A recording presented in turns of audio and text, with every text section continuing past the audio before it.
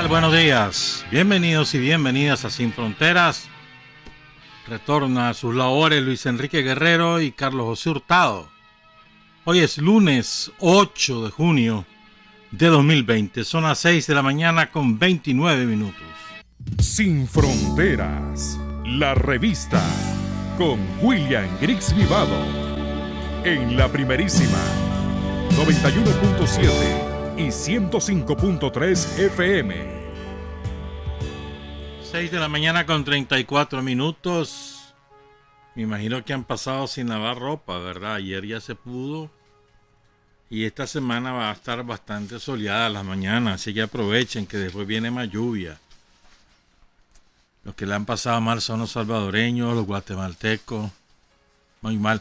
Ayer hubo inundaciones en el crucero. Bueno, anegaciones más bien. En el crucero, en San Marcos, en la meseta de los pueblos. Fue un diluvio lo que cayó.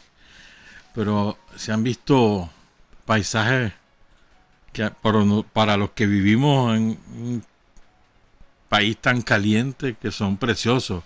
En Yalí, en San Rafael del Norte, en el crucero, allá en Cusmapa. Muy bonito. Bueno, un saludo al compañero José León Espinosa Castillo, secretario del Sandinismo Histórico en el Distrito 7.1, que ya se recuperó totalmente hasta en su casa. Felicidades, compañeros, por ser uno más de los vencedores. Vamos a actualizar estas cosas, pero espérenme. Miren lo que es, ¿verdad? La hipocresía de todo lo que postulan las ideas del neoliberalismo. Macri era la mamá de Tarzán, Mauricio Macri, el expresidente de Argentina. Acaban de descubrir, y una fiscal lo hizo, una red de espionaje a los periodistas y a políticos. Periodistas que respaldaban a Macri o no. Políticos que respaldaban a Macri o no. Una red de espionaje salvaje. Cada quien con su expediente. Desde una semblanza de cada uno de ellos, sus gustos, sus relaciones, sus ahorros, sus cuentas bancarias, sus opiniones temáticas de feminismo, de política en general, de Macri o de la Cristina. Así son los expedientes de cada uno. Tremendo escándalo.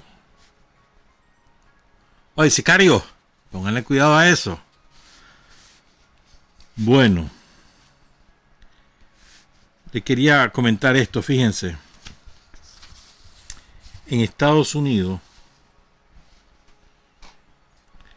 de acuerdo a un escrutinio elaborado de manera conjunta entre el diario británico The Guardian y la organización Kaiser Health News, con sede en San Francisco, California, casi 600 trabajadores de la salud que han estado en contacto directo con pacientes del COVID-19 han fallecido.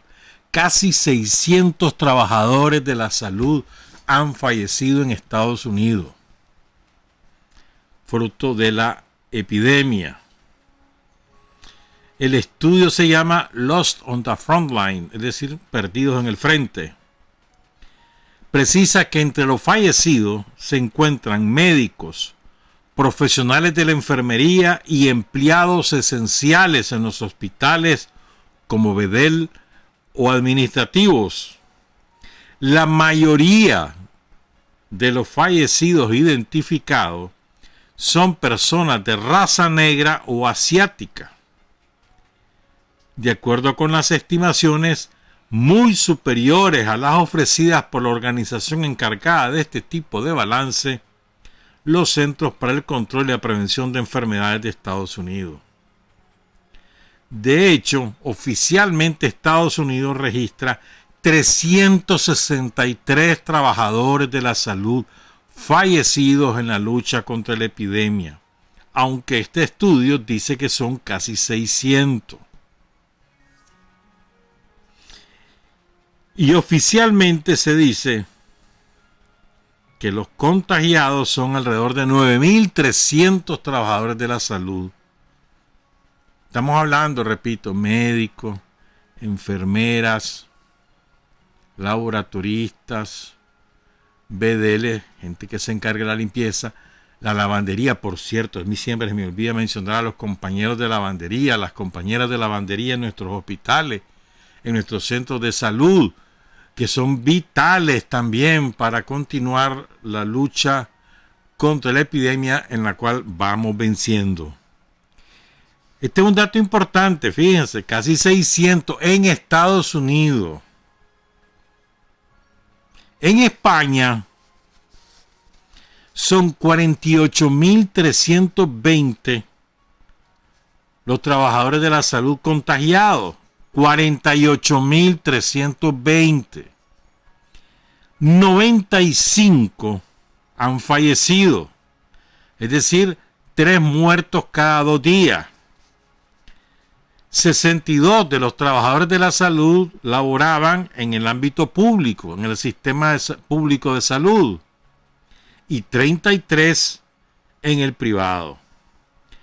En total son 51 médicos, 8 auxiliares de enfermería, 5 trabajadores de la limpieza, 4 enfermeros, 4 celadores, 3 conductores de ambulancia, 2 técnicos en farmacia, un administrativo, un odontólogo y 16 farmacéuticos comunitarios. Cifras oficiales, que esa es otra cosa. Cada gobierno da a conocer las cifras oficiales de acuerdo a los resultados de los test aplicados. Es decir, si hay una persona, entonces eso es en todos lados. Por eso es que, por ejemplo, en España se dice, ¿verdad?, que la cantidad de fallecidos es muy superior a la oficialmente declarada. Se calcula que son 48.000 los fallecidos en este periodo, por encima del mismo periodo del año pasado. Pero oficialmente no son esos los registrados. ¿Por qué? Porque los gobiernos declaran como fallecidos del COVID a los que les han hecho el test del COVID. Me explico, ¿no? Entonces, por ejemplo, te voy a dar el ejemplo. En España han muerto 27.136 por COVID. Pero se calcula que son 48.000 los fallecidos. Porque son enfermedades bien crónicas. Los pacientes se declaran fallecidos por esas enfermedades, aunque se presume que tenían el virus, pero como no hay un test que lo confirme, entonces no se les declara como fallecidos por el COVID. Y estas son cifras de la prensa española y del gobierno de España, no son mías. Por ejemplo, en Gran Bretaña van 40.542 fallecidos. Se calcula que los realmente fallecidos son alrededor de 90.000 en Gran Bretaña. Sobre todo porque tanto en Gran Bretaña como en España y en Francia es el otro país donde no se registran como fallecidos a causa del COVID-19 los residentes o los ancianos alojados en residencias, es decir, en asilos, ni los ancianos fallecidos en sus casas. Esto es importante. ¿Cómo va a nivel mundial? Fíjense, a nivel mundial, ¿cómo va la cosa? 7.115.000 y algo más de casos. 406.606 fallecidos. 3.473.991 recuperados. O sea, menos de la mitad de recuperados. Menos de la mitad de los contagiados está recuperado. Menos de la mitad. Digo, son cifras. Veamos a nivel mundial cómo está la cosa. En Estados Unidos son 2 millones 7.613 los contagiados, 112.472 los fallecidos hasta ahorita, hace 20 minutos. Brasil es el segundo lugar mundial en casos confirmados. Lleva 691.962 casos. Es más o menos, a ver, imagínate que China tuvo 83.000. China tiene 1.460 millones de habitantes. Brasil tiene 220 millones de habitantes, más o menos 212 millones de habitantes. Pues en Brasil van 691.962 contagiados confirmados por test y 37.312 fallecidos confirmados por test. Y a Bolsonaro canceló la difusión de la cifra y además advirtió que se va a salir de la Organización Mundial de la Salud, porque por las mismas razones que grimió Trump. Después está Rusia en cantidad de contagiados, pero no en cantidad de fallecidos. Los fallecidos en Rusia son 5.971, pero tiene 477.000 contagiados. O sea, la tasa de letalidad es sumamente baja en Rusia. Luego está España, Gran Bretaña, se los dije, la India. Me voy a detener en la India por lo siguiente. En la India van por test. La India tiene 1.350 millones de habitantes. ¿Oyeron? 1.350 millones de habitantes. O sea, más de 4 veces la población de Estados Unidos. Esa es la de la India. En la India van 258.000 casos confirmados, 7.207 muertos. Ahí siguen confinados, encerrados en sus casas. ¿Saben cuántas personas han perdido su trabajo en la India? ¿Saben cuánto? 70%, 70% ha perdido su trabajo durante ese encerramiento que decretó el gobierno de la India. Lo que viene ahí en la India va a ser una cosa horrenda. Y vas a ver. Viene la hambruna.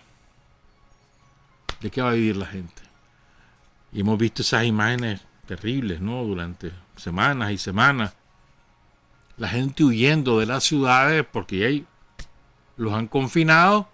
Ellos son del interior de la India,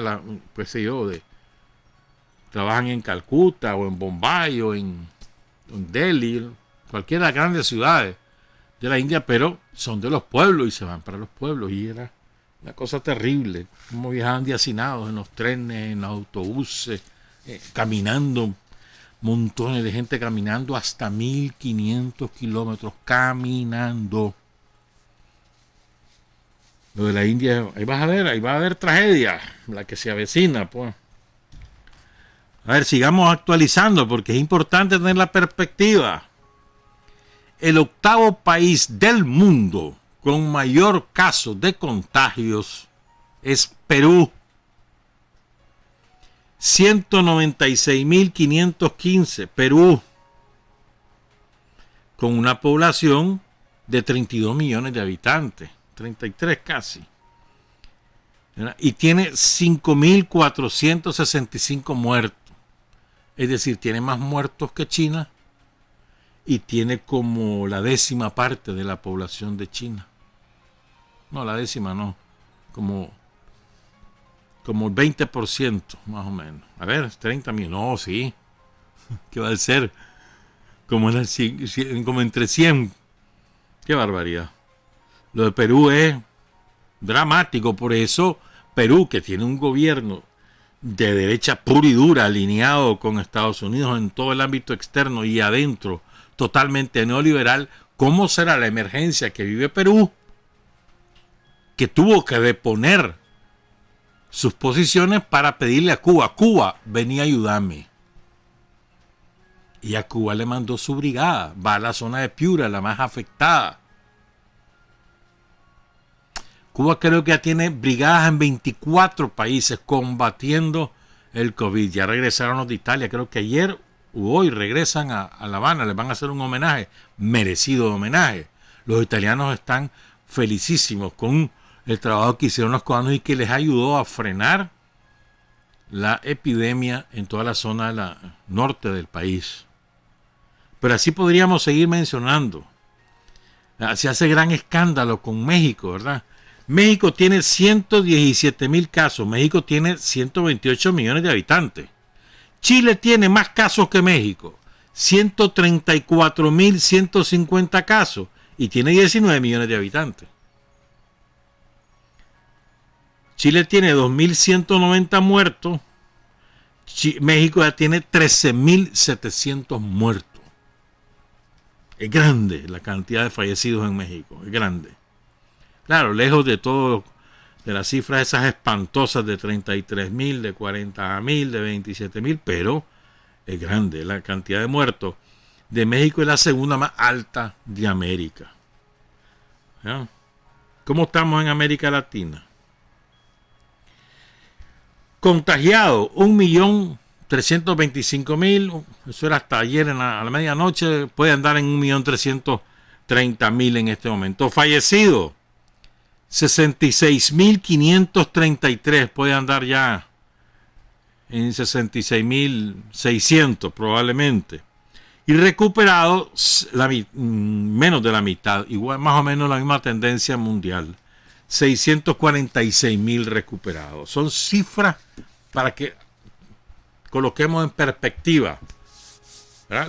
Lo que nos ocurre aquí en Nicaragua, ¿verdad? Si nosotros somos parte de un fenómeno mundial, nosotros los nicaragüenses no hemos producido ese coronavirus, no hemos nosotros desarrollado la enfermedad COVID-19. Es una enfermedad importada desde China probablemente, aunque hay algunos que dicen que es de Francia, otros dicen que es el norte de Italia, ya se verá con el tiempo, pero en este momento es Wuhan, China.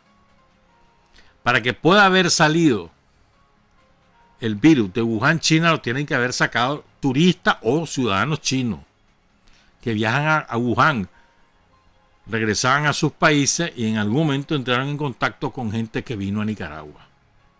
Nicas o extranjeros que vinieron a Nicaragua y nosotros terminamos también contagiados. O sea, es una enfermedad importada, netamente importada, contra la cual estamos batallando y vamos venciendo. Es importante, vamos venciendo. Saludos a todos los vencedores. ¿Qué cantidad de vencedores del COVID hemos visto en estos últimos días? Enorme cantidad. El abnegado y heroico trabajo de los trabajadores de la salud, que siempre lo decimos, son los héroes de toda esta batalla. Entonces simplemente elevemos los ojos, observemos lo que ocurre en el resto del mundo, en nuestros vecinos. Por cierto, cada vez leo y también veo y oigo más cuestionamientos a las cifras oficiales de Costa Rica, que han congelado la cantidad de fallecidos en 10 desde hace más o menos 30 días, más o menos. Pero médicos costarricenses, periodistas costarricenses y ciudadanos costarricenses cada vez aparecen con mayor frecuencia en los medios costarricenses, medios tradicionales o medios alternativos, diciendo que esa cifra es mentirosa. Incluso he leído un medio por ahí, universitario, pero ¿para qué?, que dice que la cifra real de fallecidos por COVID-19 supera los 57. Dicen ellos, supera los 57, así dice. Por COVID, más los fallecidos por enfermedades asociadas. Es importante que tomemos en cuenta eso. Y una última cosa sobre esto del virus que quería insistir. Vean, compañeras, compañeros, si detectan los síntomas, los primeros síntomas, dolor en la garganta, dolor de cabeza, dolor en el cuerpo, pierden el olfato, pierden el gusto, tienen temperatura. Si detectan esos síntomas, no vayan a medicina privada. No copien la receta que tenían el vecino o el familiar. Acudan a la unidad de salud. ¿Saben por qué? Les voy a contar por qué. Ahí quedan registrados, ¿verdad? Y les dicen, este es su tratamiento, que puede ser idéntico al del vecino o al del familiar, pero queda registrado en la unidad de salud. ¿Estamos claros? Y te dicen, si usted tiene temperatura o tales y más cuales síntomas, se viene para acá. Ponele que pasaste 5 días, terminaste el tratamiento, regresás a la unidad y le contás cómo vas evolucionando o involucionando. Mire, doctor, ya se me quitó la diarrea, pero ahora fíjese que no se me quita la calentura. Un ejemplo. Y entonces te vuelven a medicar para los síntomas que tenés. Ponele que a los 2 días vos sufrís problemas para respirar, te cansás rápido, etc. Regresás a la unidad de salud y entonces te dicen, sí, necesitas hospitalización, pero ya tenés un expediente armado y es mucho más fácil para el sistema de salud atenderte. En cambio, conozco casos de compañeros, de compañeras, de ciudadanos que acudieron al hospital cuando ya prácticamente se asfixiaban. Y además eran hipertensos, eran diabéticos, eran tantas enfermedades crónicas que hay. Entonces ya es muy difícil para los trabajadores de la salud salvar la vida de una persona que llega en esas condiciones. Entre más pronto te atiende el sistema de salud, es más probable que conserven tu vida y te recuperes. ¿Qué ocurre con la medicina privada? Se van donde un privado, pagan 40, 50 dólares, porque esos son sinvergüenza.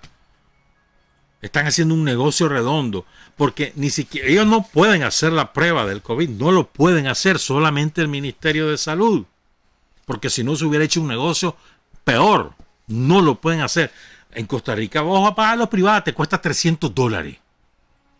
Bueno, sigo. Entonces, ellos no hacen la prueba. El tratamiento que aplican es el que ha indicado el Ministerio de Salud, o sea, ni siquiera hacen ningún esfuerzo, sino entregan el del Ministerio de Salud. Y cuando ven que te agravaste, te mandan al hospital público. Y entonces, por eso mejor de un solo, al centro de salud, al hospital, el hospital primario o el hospital general, lo que te toque en tu municipio, de un solo. De un solo. Es lo mejor que puedes hacer. Si te sentís mal, acudí a los médicos del sistema de salud en la confianza que son buenos, en la confianza que es gratis, en la confianza que tienen equipos y medicamentos suficientes. Es muy importante.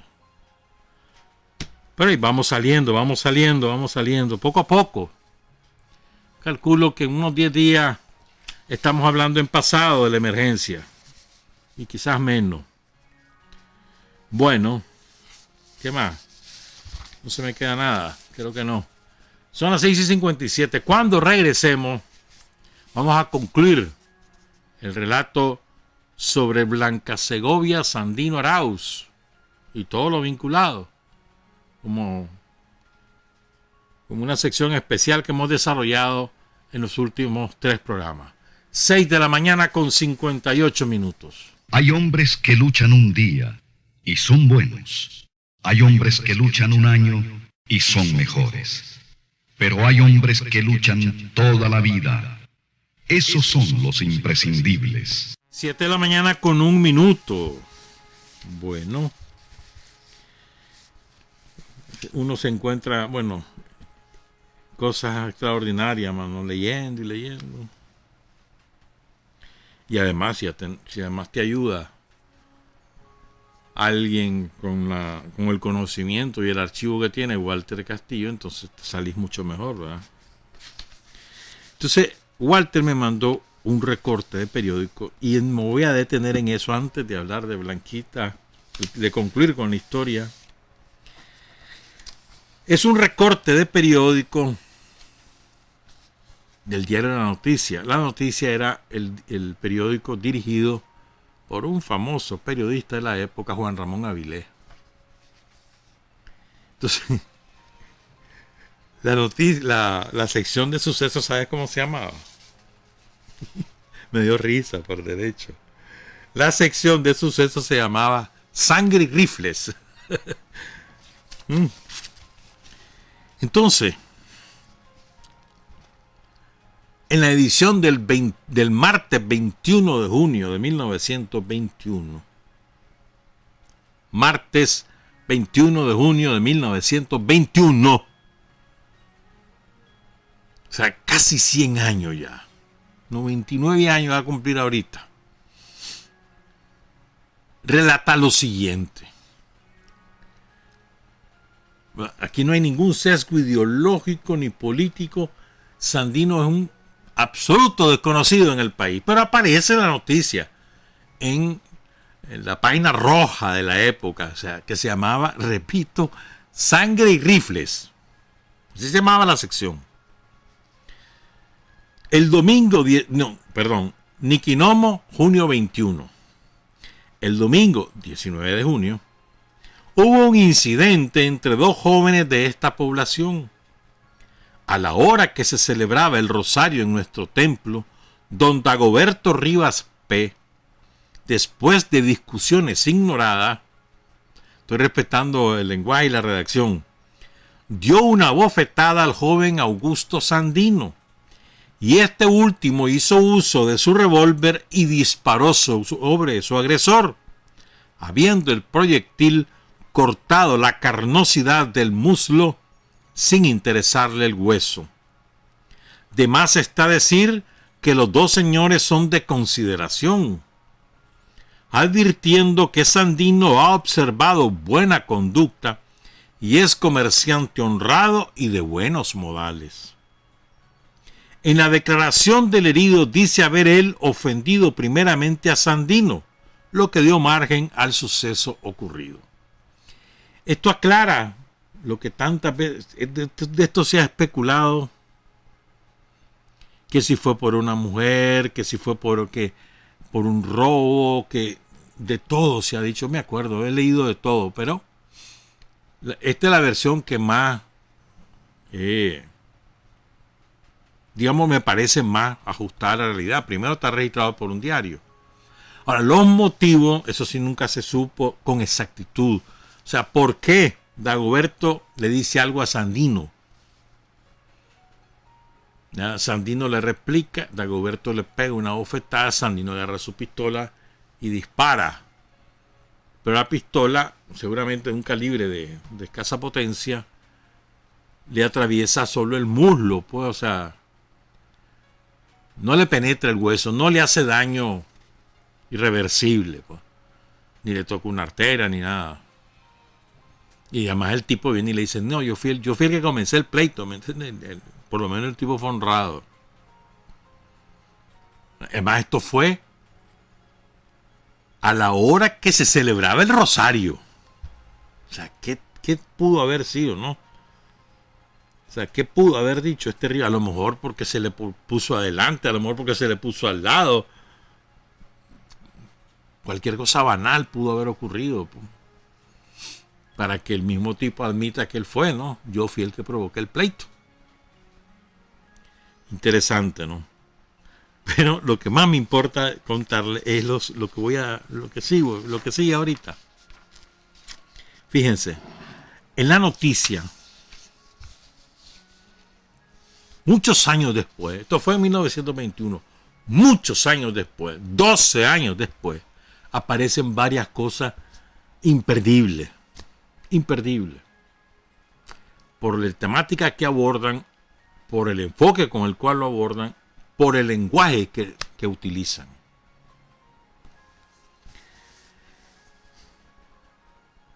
En la noticia, el principal titular de la noticia del sábado 21 de enero de 1933. ¿Saben cuánto costaba el periódico en esa época? ¿Saben cuánto costaba? 4 centavos de Córdoba. Claro, pero eso era una fortuna, hermano. 4 centavos era una fortuna en esa época. ¿No? ¿Sabes cuál era el número de teléfono de la noticia? Es que me divierte estos detalles, pues. ¿Sabes cuál es el número de teléfono? Estoy hablando que solo, a ver, ya Managua, ya había teléfonos en León, en las grandes ciudades y en las zonas productivas ya había teléfono. Pero ¿sabes cuál es el número de teléfono de la noticia? El 60. Vos marcabas 60, ya te comunicabas con la noticia. A ver cuánta gente habría que tenía teléfono. El 60 era la noticia. El periódico tenía 6 paginitas, pero era uno de los de mayor circulación. Para ese momento, sí, la noticia. Entonces, sigo. El principal titular de la noticia, el periódico, del sábado 21 de enero de 1933. Ya los yanquis se rindieron y se fueron. Empieza a haber los primeros contactos para la paz. Apenas han transcurrido 21 días desde que los yanquis huyeron. Y el principal titular de la noticia es: entrevista con la señora madre de Augusto C. Sandino. Yo recuerdo, lo que pasa es que no pude ubicar el documento donde yo lo leí, por más que lo busqué. Pero lo que yo recuerdo es que una vez que los yanquis se van, que empiezan las negociaciones, Sandino empieza a contactar a un grupo de personalidades a los cuales les encarga la negociación con Sacasi y Somoza, ¿verdad? Como Sofonías Salvatierra, como Salvador Calderón. Y me parece, repito, no pude encontrar el documento que lo dice, que Sandino pide que vayan a buscar a su madre, ¿verdad? Sandino preparaba el viaje a Managua, pero en aquel momento él pide que lleven a su madre, que la vayan a buscar a Niquinomo. Y entonces la localiza, la llevan a Managua, un viaje más o menos, a ver cuántos kilómetros hay en Niquinomo, son como unos 30 kilómetros habrá, 34, 35 máximo, 35 por ahí. Pero que en el tiempo no hay carretera, hermano, camino. Y todo eso son bosques. Entre Niquinomo y Managua, bosques. Seguramente medio día de camino, con facilidad, pues. Entonces la llevan a Managua y llega el jueves 19 de junio de 1933. Perdón, 19 de junio. Sí, de 1933. 19 de enero de 1933. De enero. Entonces dice la entrevista, voy a leerla para que le pongan mente al lenguaje del periodista. Lo que dice doña Margarita es lo que diría toda madre. Toda madre diría lo mismo. Toda madre quiere conservar la vida de su hijo y tener a su hijo al lado y además que le ayude con el diario, hermano, con la vida. Dice la entrevista.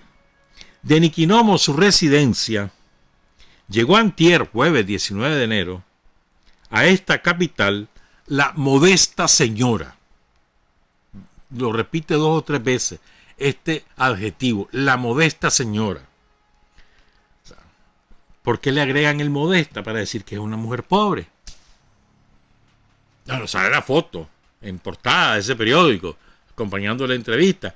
Y hay una foto también, los que están viendo YouTube pueden ver ese recorte, o los que están viendo también en Facebook Live, pueden ver ese recorte y aparece también la foto de su hermana de 15 años en ese momento, de hermana de Sandino. hija de Margarita de otro padre, ¿verdad? Entonces repito, la modesta señora, para decir una mujer pobre, pues, no modesta en el sentido del carácter, sino una mujer pobre, eso es lo que querían decir. Y así se entendía en el lenguaje de las clases pudientes de la época. Recuerden, más o menos el 90% de la población de Nicaragua en aquel momento es analfabeta. Más o menos el 90%. Quienes leen los diarios, los que tienen billuyo. O los que están en la periferia de los que tienen reales. Continúo, pues.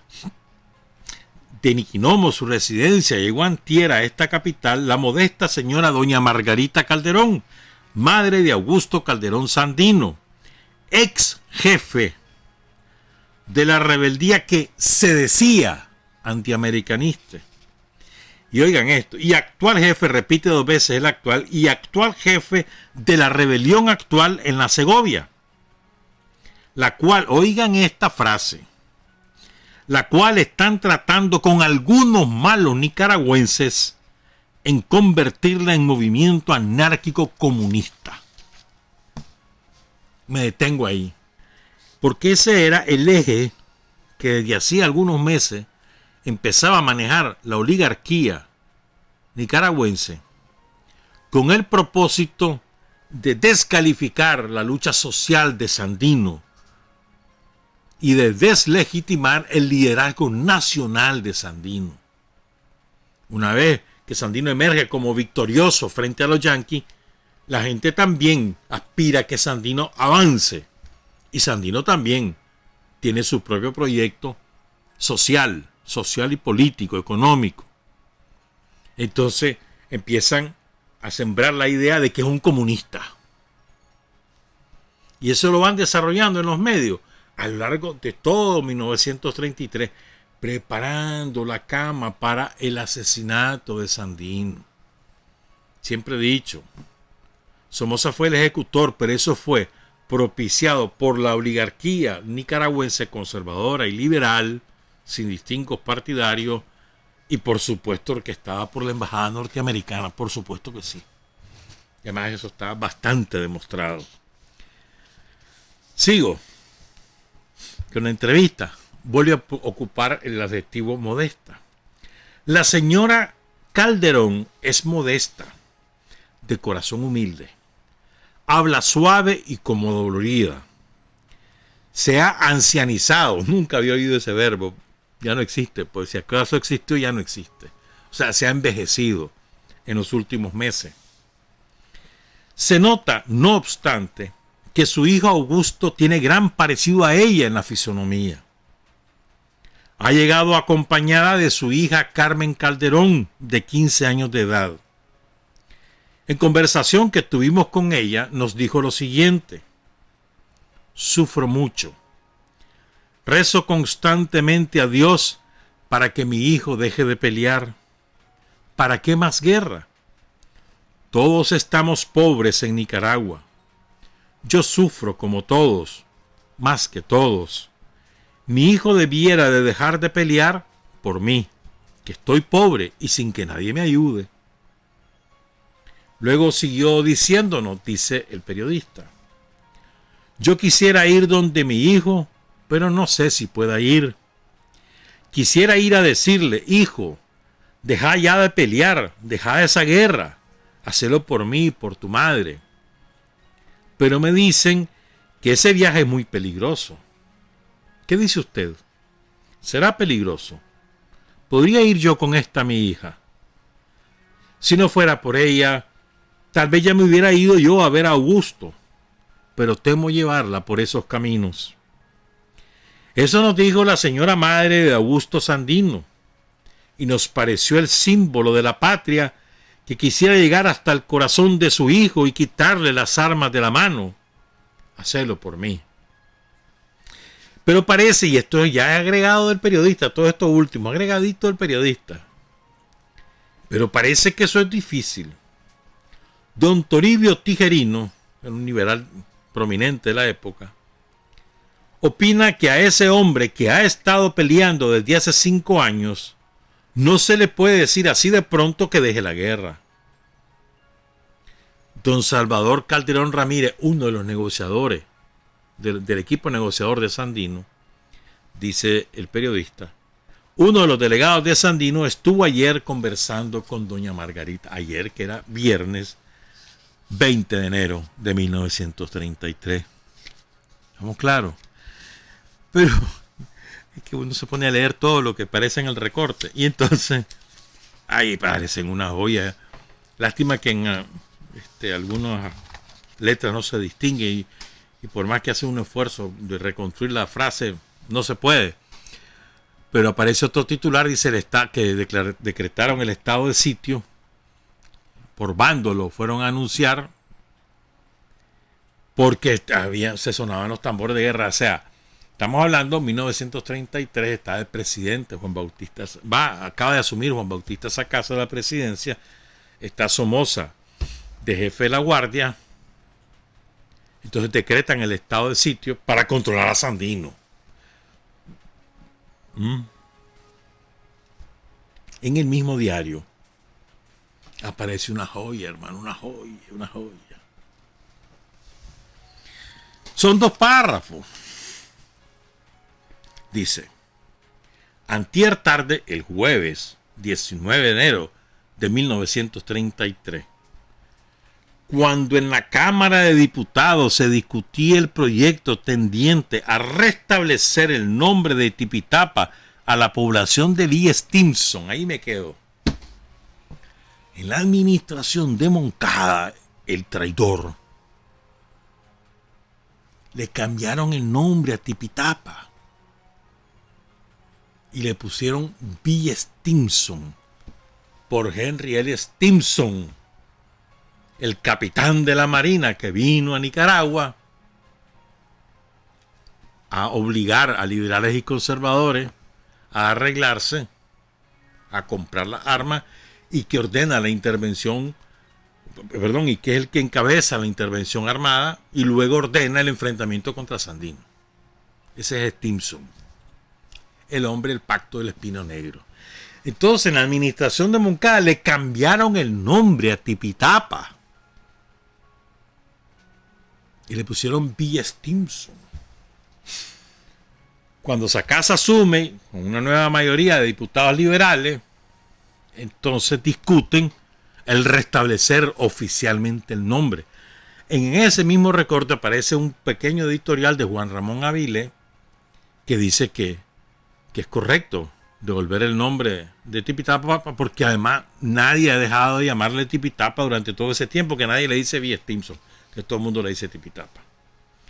Pero oigan esto, o sea, el primer dato de servilismo, el que les acabo de dar, le cambiaron el nombre a Tipitapa por Villa Stimson para rendir homenaje al interventor. Esa es la oligarquía. Así es. Entonces, oigan ahora esto. Lo voy a leer completo y después lo comentamos. Son 2 párrafos.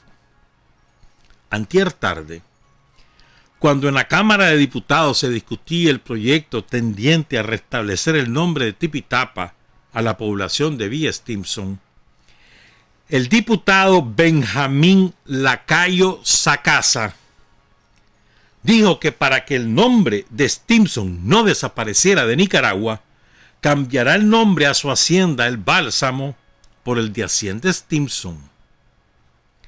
Agregó el diputado Lacayo Sacasa que Nicaragua no se ha dado cuenta de la gratitud que se debe al actual secretario de Estado americano, coronel Henry L. Stimson, que, oigan esto, que es, después de Cristóbal Colón, el extranjero que ha hecho más bienes a la patria. Esa es toda la noticia, pero no tiene desperdicio. Este es el retrato del vendepatria, del sirviente de los yanquis, del político sin dignidad, de esos que abundan ahora en la resurrección del somocismo que ya conocemos, de todas las viudas del Cerotal. Allí abundan estos lacayos Sacasa. Y qué casualidad, se repiten los nombres, los apellidos. Creemos que es casualidad, que es fortuito. No, hermano, eso lo llevan en la sangre, eso es genealógico y genético, las dos cosas. Benjamín Lacayo Sacasa le cambió el nombre a su hacienda para rendirle homenaje al interventor. Y dice el muy sinvergüenza que después de Cristóbal Colón es el que más ha hecho por la patria, el extranjero que más ha hecho por la patria. Pero diablo, ¿qué hizo Colón por Nicaragua? Solo decime eso. Traer la invasión y el genocidio de la población originaria, eso fue lo que hizo. Pero para la oligarquía, es que los españoles pudieron venirse a meter aquí, a robar y a enriquecerse, matando gente. Entonces este hombre piensa como los colonizadores, porque él se siente colonizador. Los demás son los indios patarrajadas. Y entonces, en esa mentalidad le rinde tributo al que interviene militarmente en Nicaragua, al que mata a nicaragüenses para defender el status quo de los ricos, como él. Esa es la mentalidad de ellos. Esa mentalidad no la han borrado. Sigue estando vigente, esencialmente vigente. Si no, mírenlo. La romería donde la gusanera en Miami, la romería a Washington ante el secretario de Estado, la romería para hacer cabildeo en la Cámara de Representantes o en la de Senadores de Estados Unidos, de todos estos sinvergüenzas, de todos estos criminales, asesinos. Romería, la viuda Álvarez y todos esos que son parte del Cerotal, toditos ellos felices, cabildeando por teléfono, personalmente, con enviados, como fuera. Esa es la esencia. Pero sigo en ese recorte, un recorte pequeñito de periódico. Ya vamos. Esta es la última cosa que les quiero mencionar de ese periódico. Anuncian en ese periódico. Oigan esto, que es lindo. Lindo, hermano. Estás hablando de hace... 33. Estamos hablando de hace 80 años. Un poco más. Dice una notita. El título. Los divulgadores de bolas sensacionalistas serán castigados por las autoridades. Las autoridades de Managua, con el objeto de velar por la tranquilidad de los habitantes, tomarán enérgicas medidas contra todas aquellas personas que se dedican a lanzar falsas noticias alarmantes. Los parques y los establecimientos públicos son los lugares escogidos por esos sensacionalistas. Eso nos lo dijo ayer, para que lo publicásemos, un alto funcionario departamental. Estás hablando de 1933, hermano. O sea, los sembradores de mentiras, de calumnias, de infundios, existen desde siempre. Antes eran las viejas cocheras y los viejos cocheros, sobre todo viejos, varones, cocheros que se iban a poner en los parques, ¿verdad?, a estar veleteando o a lustrarse un par de zapatos o hacer una transacción comercial, ¿ya?, y ahí regaban las bolas. Lo que inventaban, lo que se les ocurría. Esa era la plaza pública. Hoy la plaza pública son las redes sociales, pero el mismo método. ¿Cómo que le llaman? Contra todas aquellas personas que se dedican a lanzar falsas noticias alarmantes, sensacionalistas. Cualquier parecido con la actualidad no es coincidencia. Ahí cerramos con ese periódico que es una joya, te digo. Pero ahora vamos a concluir el relato de Blanquita. Son las 7:25. Quiero primero comenzar. Quedamos, ¿verdad?, cuando ya Blanquita está en Cuba. Hemos contado cómo falleció Rodolfito, su tercer hijo.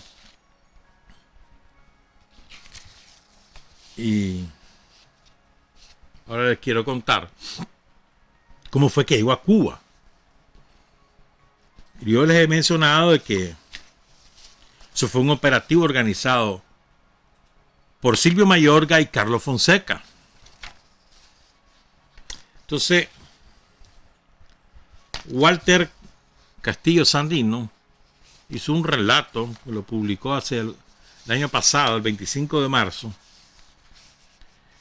y cuenta lo siguiente. Voy a ir resumiendo en la medida que leo. El 7 de junio de 1961, en la tarde,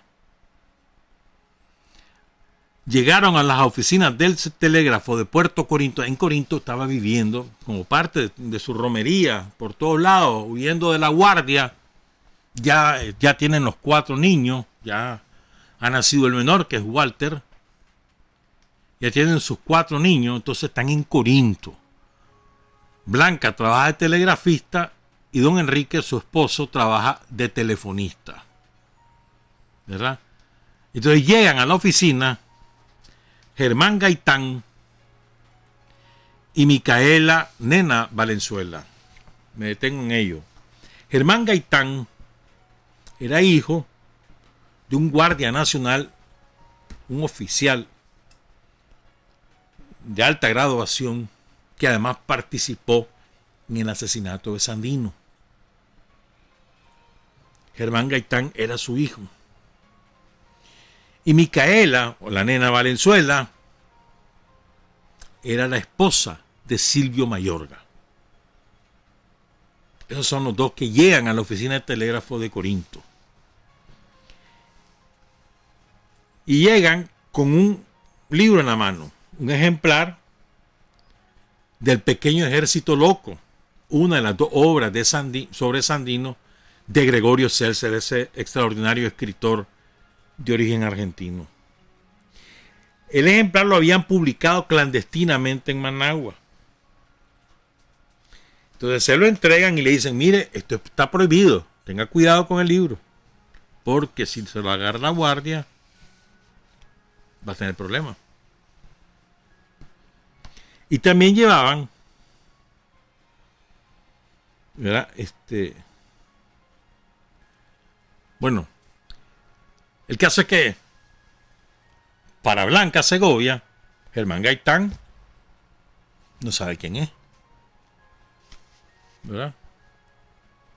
Hijo de Francisco Gaitán Carpio, cercano colaborador de Anastasio Somoza García en el asesinato del general Sandino, pero cayó en desgracia ante los hijos Tacho y Luis Somoza después de el ajusticiamiento del acto de justicia que hizo Rigoberto López Pérez en 1956. Cayó en desgracia, no se sabe por qué, y lo mandaron de embajador a Argentina. Ahí murió. Nunca quiso regresar a Nicaragua, ¿verdad? Pero ahí llega el hijo adoptivo de este hombre que se llamaba Germán Gaitán, hijo adoptivo de Francisco Gaitán Carpio. ¿Estamos claros? Entonces dice: la segunda persona que iba a llegar era alguien a quien le habían recomendado para que le acompañara en el peligroso y difícil viaje hacia La Habana, pero resulta que días antes del operativo se disculpó y no quiso participar. A ella la habían presentado como la esposa del miembro fundador del Frente Sandinista de Liberación Nacional, Silvio Mayorga Delgado, de quien ya se escuchaba en las guerrillas antisomocistas de la época. Todos estos contactos eran con el propósito de sacar del país a la descendencia de Sandino a un lugar más seguro. Blanca Segovia desconocía todo este plan. ¿Qué fue lo que ocurrió? Carlos Fonseca, Silvio Mayorga y otros nicaragüenses antisomocistas están en Cuba, han llegado a Cuba después del triunfo de la revolución. Ya Carlos Fonseca se ha recuperado de sus heridas en el Chaparral, estuvo largo tiempo primero en Tegucigalpa, también lo atendieron en Cuba.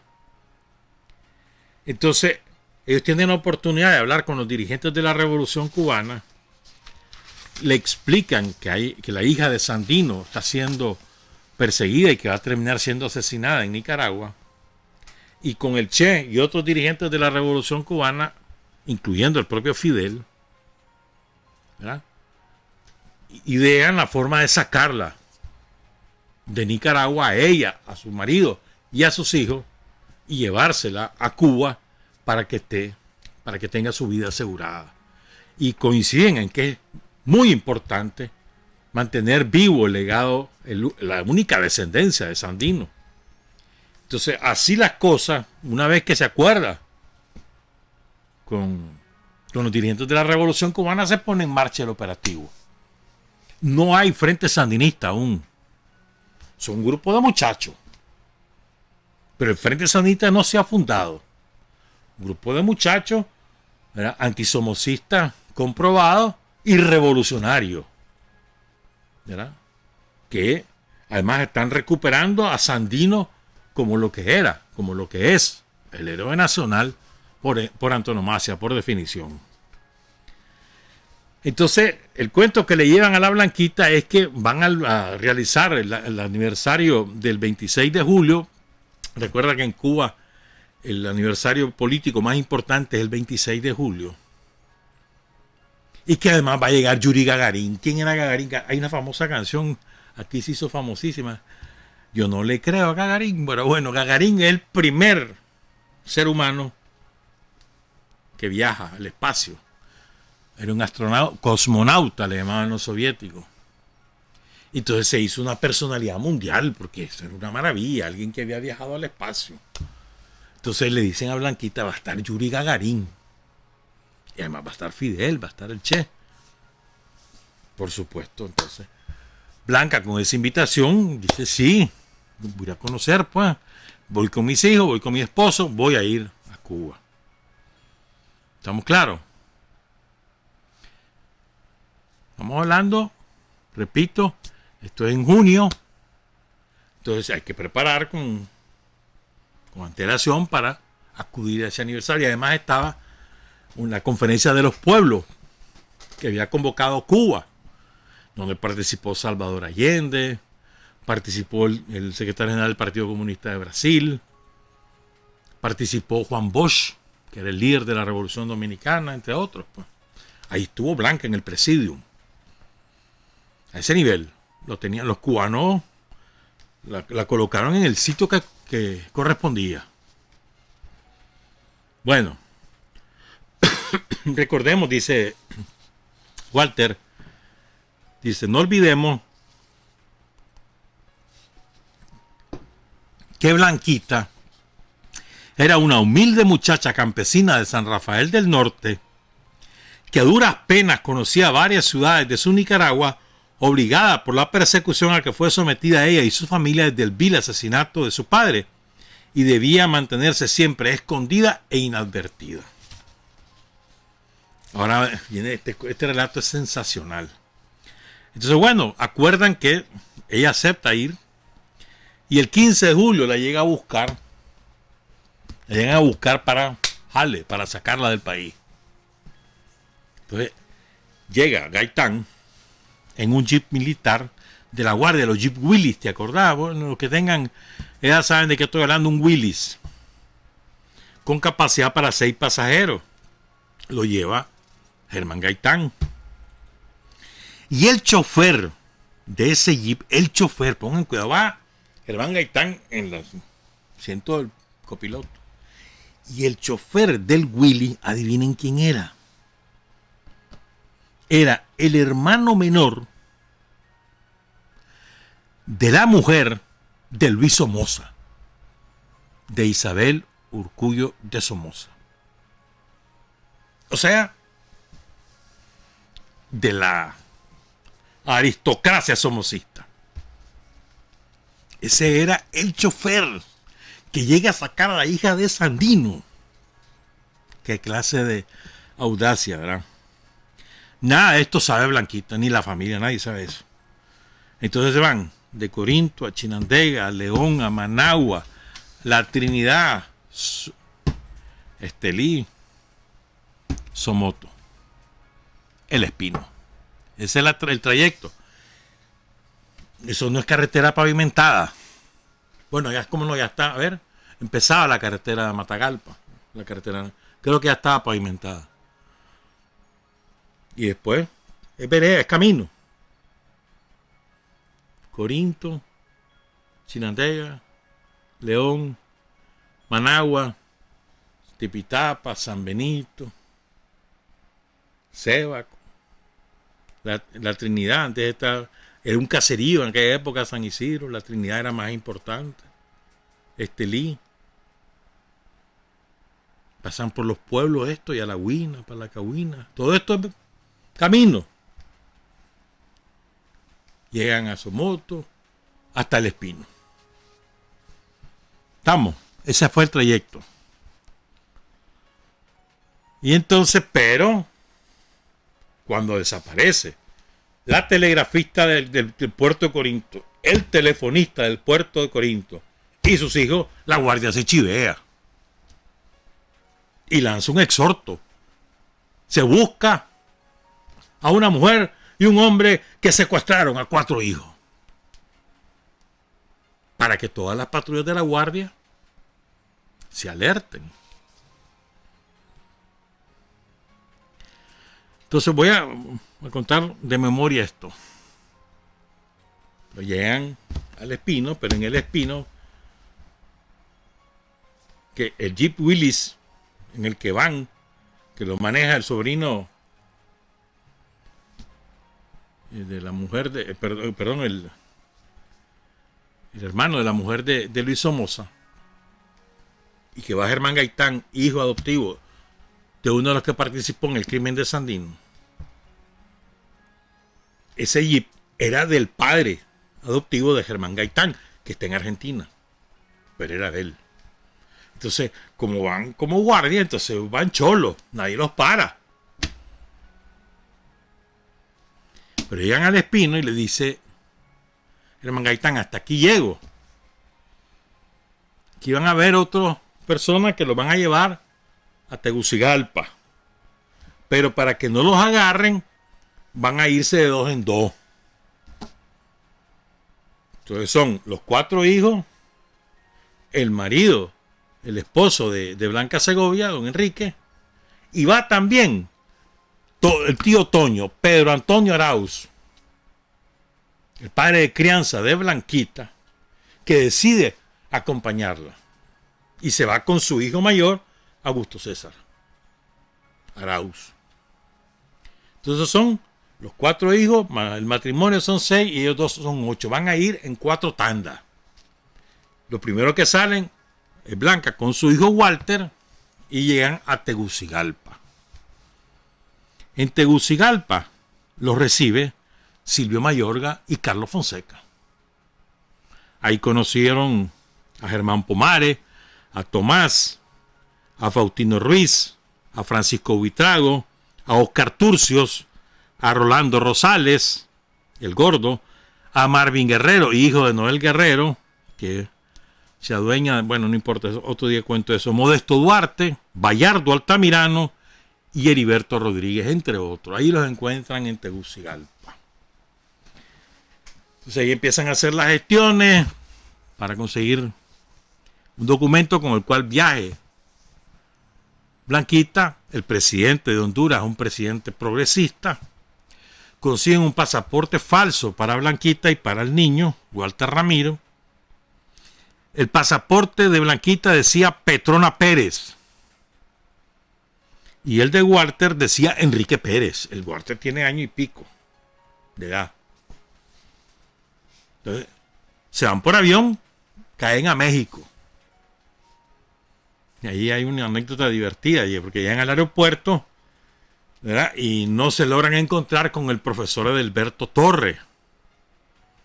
Entonces, Blanquita, que tenía la dirección, ¿verdad?, toma un taxi, jale, y se va a la dirección que le habían dado.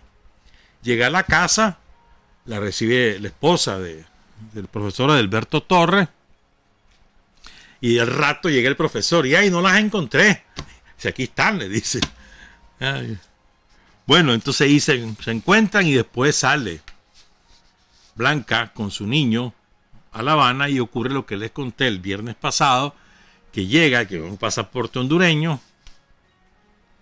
Ella no se identifica claramente, pero ella se supone que la van a recibir, pero es que ella iba con el nombre de Petrona Pérez, y con un pasaporte hondureño. Entonces el Che y los otros dirigentes de la revolución esperaban a Blanca Segovia Sandino, con pasaporte nicaragüense. Entonces, ese desencuentro posterga que el recibimiento hasta que ella se identifica, una vez que se han ido todos los barbudos, se identifica con los oficiales que ahí, se le ofrecen disculpas, se la llevan al Hotel Riviera. Ahí le está esperando el coronel Santos López. Ahí le espera. Y a partir de ese momento el coronel Santos López prácticamente no se le despega a Blanquita Segovia. El día que llegaron, una fecha que después con el tiempo se convierte en significativa. Llegan el 15 de agosto de 1961, ya pasó el acto del 26 de julio. Y qué casualidad, el día que retornó Blanca Segovia Sandino Arauz a Nicaragua es el 15 de agosto de 1979. Qué casualidad, ¿no? Llegó el 15 de agosto del 61 a La Habana y regresa a Managua el 15 de agosto, pero del 79, 18 años después. Hay otras anécdotas, pues. Ya no hay tiempo. ¿Cómo no? Sí hay tiempo. Cuando Santos López conoce a Blanquita, ¿no? Bueno, ahí estaba también Rodolfo Romero, Romerito, que todavía vive, ahí está en Granada. Y Noel Guerrero, pues, que era en aquel momento, después iba a ser el máximo dirigente del frente hasta que ocurren lo de Bocay, Raití, etcétera. Pues otro día contamos eso. Y ahí quedan en el hotel, no esperando al resto de su familia, que finalmente llegan, pues. Dice que doña Blanquita cuenta que el coronel Santos López, cuando la vio por primera vez, se impresionó tanto que con lágrimas en los ojos exclamó: es el mismo retrato del viejo. La abrazó y le dijo que él la había conocido siendo todavía una bebé, porque el general Sandino, antes de subir al avión en la pista del lago Apanás en su último viaje a Managua, la puso en brazos de los generales Francisco Estrada, Juan Pablo Humansor y a él, que era coronel, manifestando lo siguiente. Sandino les dijo esto a Estrada, Humansor y el coronel Santos López: ella es lo único que queda de todo aquello. ¿Ah? Entonces, bueno, ahí estamos, está en La Habana. Así llegaron a La Habana en aquel operativo organizado por sí. Una vez que llegaron a Cuba, les cuentan cuál era el real motivo por el cual la sacaron del país a ella y a sus hijos. Entonces cuenta Blanquita: conocí al coronel Santos López en La Habana.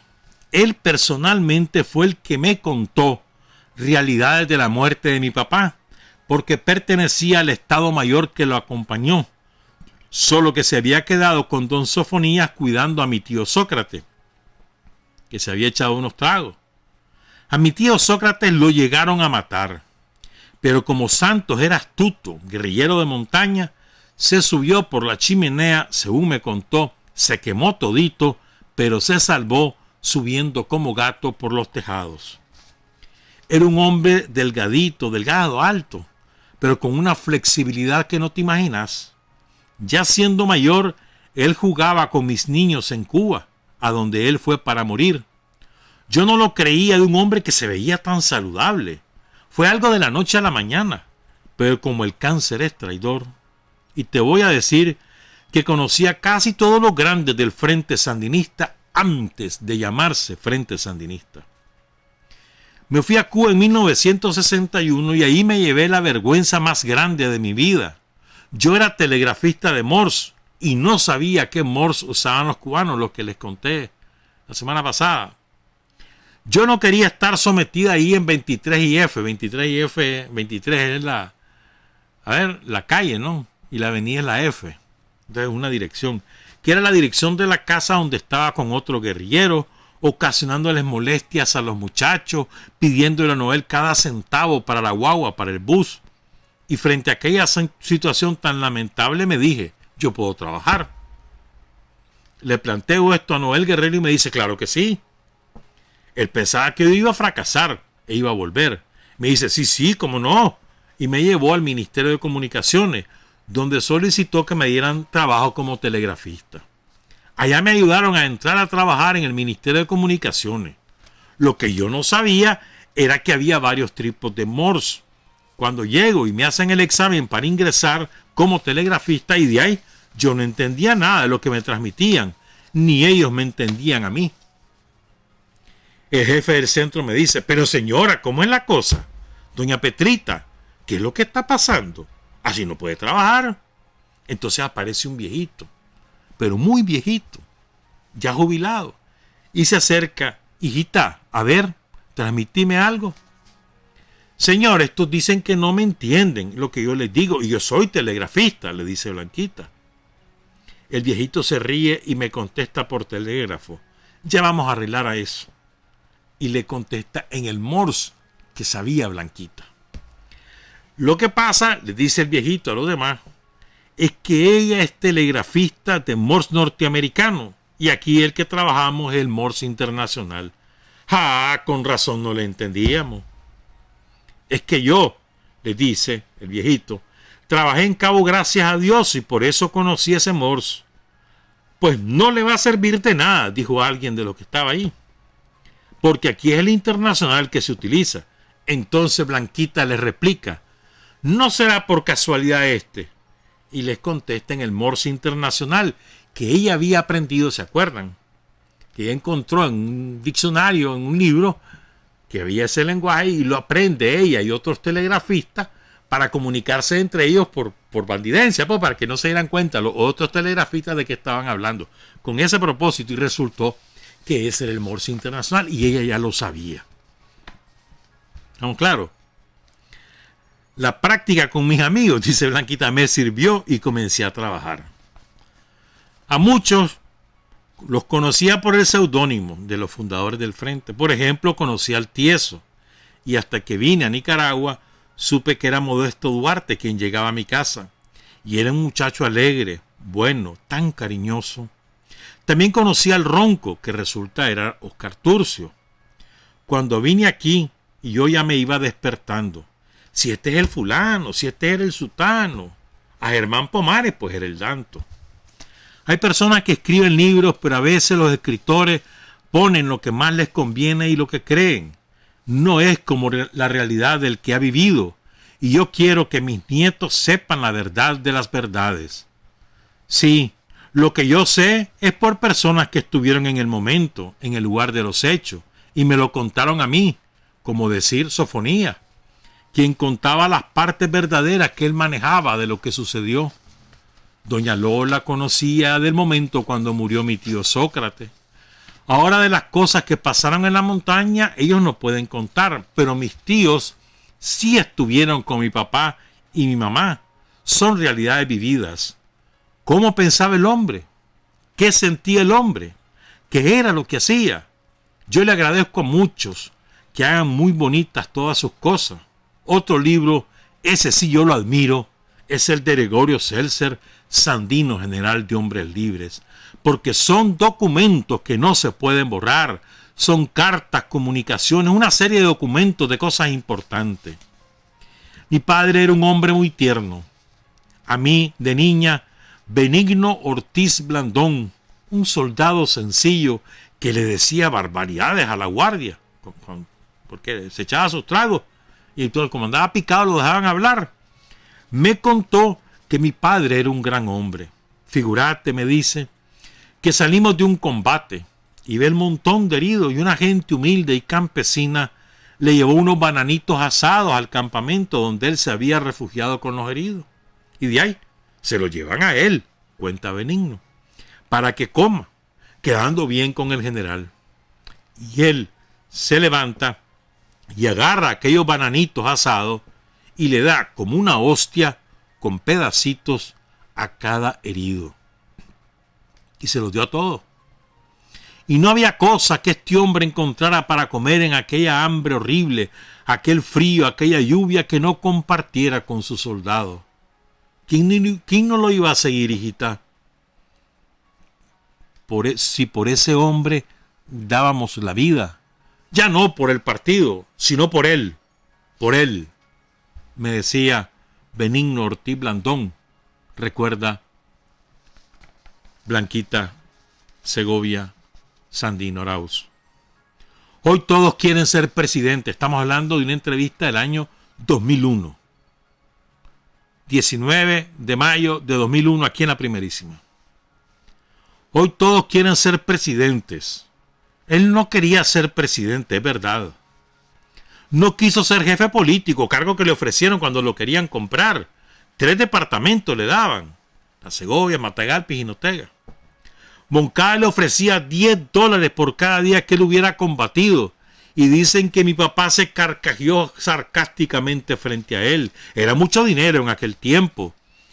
Sí, se fue disimuladamente. Figúrate que era un hombre que tenía una gran preparación. Alguna gente cree que era ignorante. No. Y figúrate que un hombre como él le dijo a Moncada: firme por mí. Creyeron que no sabía firmar. Lo que querían era dejarlo embarcado. No quiso firmar. Además, hay otras cosas que muchos ignoran. En México tuvo una preparación. Él estudió en México. Ahí conoció las ideas revolucionarias. La cosa es que gente de otras partes, de otros países, me han contado muchas cosas sobre mi papá. Cosas personales de cada quien que han llegado a mí. Por eso lo que yo cuento son realidades vividas. He leído muy poco, porque yo soy haragana para leer y no porque sea analfabeta. Yo nunca me creí un tesoro que había que cuidar porque era la hija del general. Yo no lo creía así. Yo fui muy aguerrida. A mí me gustaba la lucha armada. No me incorporé al movimiento guerrillero porque el mismo Carlos, el mismo Silvio, los primeros, me dijeron que no era necesario. Yo tenía 4 niños chiquitos. Criarlos, educarlos, formarles conciencia, que no se olviden de Nicaragua porque ellos van a ser útiles. Nosotros vamos con las armas y ellos llegarán después, me decían, para poder organizar lo que nosotros estamos haciendo. Solo le autorizaban a uno cumplir lo que ellos decían. Y de ahí me encerraron. No pude salir de Cuba. No me dejaron salir. Pero yo dije, ya cuando mis hijos eran grandes, no, llamé a Tomás. Estaba la Doris Tijerino, estaba mi sobrino Roberto Calderón, ¿verdad? Mi papá y el abuelo de él, Fernando Calderón, eran hermanos. Y entonces yo les dije que ahí estaban mis hijos, que a mí me detuvieron, pero ahora que ya no puedo, ahí están mis hijos. Entonces los 3 se incorporaron a la lucha. Mis hijos, que hicieron lo que pudieron en el pasado, lo que no pude hacer yo, lo hicieron ellos. El porvenir es de la juventud. Los jóvenes son los que, como dice la canción, siempre dan el pecho. Pero no solo hay que dar el pecho, hay que darle la revancha al enemigo. Hay que buscar cómo este pueblo se levante del fango en el que se encuentra, de la situación miserable. Año 2001. Ya está Alemán. Perdón, ya Alemán. A ver, sí, ya terminó. El año 2001 son las elecciones al final de este año. Correcto. Está Alemán y se supone que va a el año, pero Daniel punteaba muy bien en ese momento. Buscar cómo este pueblo se levanta del fango en que se encuentra, de la situación miserable. Ya tenemos el ejemplo de todos los gobiernos que van pasando, que todos se encargan de hacer cosas bonitas, de poner parchecitos, pero nadie se ocupa del dolor, de la miseria y de los problemas de la población. Pues son los jóvenes los llamados a buscar cómo coger las riendas del país. Los viejos apartémonos, por favor. Ya el que hizo lo que hizo quedó en la historia. Lo quisimos y lo respetamos, pero que le den lugar a la juventud, a esos muchachos y muchachas que vienen llenos de energía y de buena voluntad, limpiecitos, sin una historia sucia ni negra que contar. Los jóvenes que tengan valor y que se enfrenten a los problemas, pero no para el pecho, sino para dar la revancha. y el arma pueden ser las palabras. Si hubieran oído hablar a Carlos, a Germán Pomares, a Silvio, es que hablaban con un amor, con un ardor patriótico que lo llenaba uno de entusiasmo, de alegría. Yo era una muchacha apartada del mundo, pero me llenaban de emoción. Yo veía el futuro de mi pueblo, yo no veía casas de cartón, que eran las que había, yo no veía pordioseros, yo no veía niños sucios con hambre. Ve lo que ellos soñaban. Eran tan grandes y yo les daba el valor también para que se enfrentaran a la muerte, los pobrecitos, y entonces intercambiaban esas impresiones. Cuando llegaron a visitarme en mi apartamento de La Habana representantes de las tres tendencias que cada uno tenía su punto de vista, entonces yo les dije, únanse, que Sandino es uno solo, no lo partan. Eso fue lo que les dije, y se unieron y triunfaron. Pues ahora debemos hacer lo mismo. A mí que me olviden, yo no soy nadie. Yo no quiero nada. Si quieren, que me borren de la historia, del mapa y de lo que quieran, pero que no olviden la sangre de los muertos, porque eso duele. Creo que era cierto que Sandino tenía sus cosas profundas, espirituales, porque mis tíos dicen que había momentos que estaban tranquilos en un campamento y de pronto él entraba y les decía, salgamos de aquí inmediatamente que dentro de unos pocos minutos esto va a estar convertido en ceniza. Y cada uno corríamos, dice uno de mis tíos, a un arbolón a protegernos y ver de largo qué era lo que iba a pasar. Al momentito, dice, un avión dejaba en ceniza el campamento. ¿Qué quiere decir? No creas que él venía a morir directamente. Estos tontos creen que él no sabía que iba a morir, que iba a ser traicionado. Él tenía su presentimiento, porque lo dijo a mi abuelita, Esther, y a mi mamita Lucila Arauz, la hermana mayor de Blanca Estela, que eran las que quedaron encargadas de mí. Sandino les dijo, tal vez ni vuelva. Pero no le gustaba alarmar, porque él dijo, tal vez ni vuelva. Y agregó, pero bien, vamos a ver qué se hace por esta gente. ¿Qué quería decir eso? Que él sabía que lo podían traicionar, ya llevaba ese presentimiento, pero iba a hacer el esfuerzo de hacer un cambio, de cambiar el oro que tenía por libros para que estudiaran sus tropas, cambiar las armas por instrumentos de labranza. Era un hombre decidido, y es cierto, y va a seguir, porque esto no tiene final. Mientras tengamos enemigos, mientras nadie se preocupe por los desgraciados, habrá un hombre, surgirá un hombre que dirigirá a las masas. Eso es así. Yo me siento satisfecha y orgullosa de haber tenido un padre así como él, porque lo dio todo a cambio de nada, y espero que yo pueda cumplir con algo con esto también, vivir apartada. Mis hijos por lo menos que vivan de su trabajo, que no tengan ellos de qué avergonzarse. Eso es lo único por lo que yo me siento satisfecha. No pido más a Dios. Suficiente con eso. Blanca Segovia, Sandino Arauz, 19 de mayo de 2001, aquí en La Primerísima. Buenos días, buenas tardes, buenas noches. Trabajar, avanzar, combatir, vencer. Patria y libertad. Revolución es sentido del momento histórico. Es cambiar todo lo que debe ser cambiado. Es igualdad y libertad plenas. Es ser tratado y tratar a los demás como seres humanos.